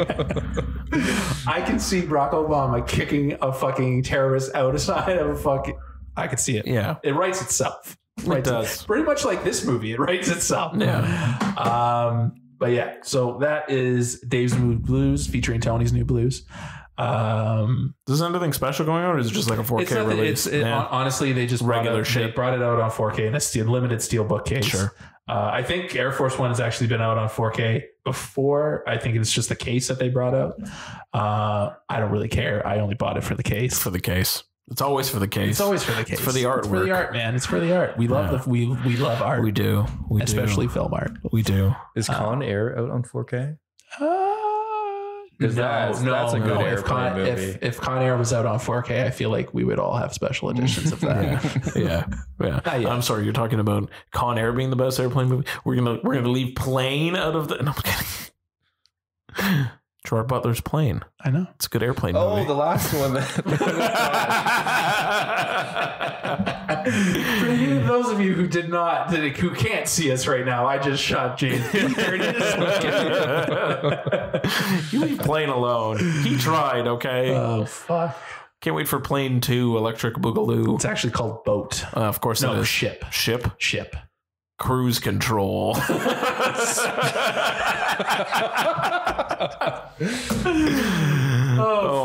me. Well, on that note, I think we should wrap this one up. We've talked about a lot of things for a lot of time and a lot of things, but hey, Cam, thanks Mr. Cam. Thanks for having me to the pod, gang. Appreciate you. Fun. Thanks for having us. Fuck. Thanks for having us. Thanks for being here. You're welcome back any fucking time. Always. Anytime you want, buddy. You know, when Ballerina comes out or John Wick Chapter 5, we'll just bring you back. We'll just bring you back. We have to. You're going to be our action movie guru. Resident action movie buff. Yeah.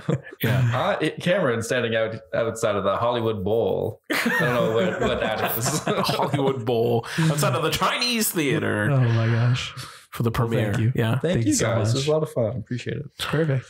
So with that, I mean, we'll be back in 2 weeks. I should be able to watch some more films finally and actually have like a proper best man worst. I'm so sorry. I'll get back on it. But until then, killing myself over here. And you're just like, you know what? Just 3 movies. Here you go. I liked all of them. Until then, my name is James. I am Big Tasty Tony B. I'm Cam. Thanks for listening. Back in 2 weeks. Finger Guns with Tony, Dave, and James. Sans Dave.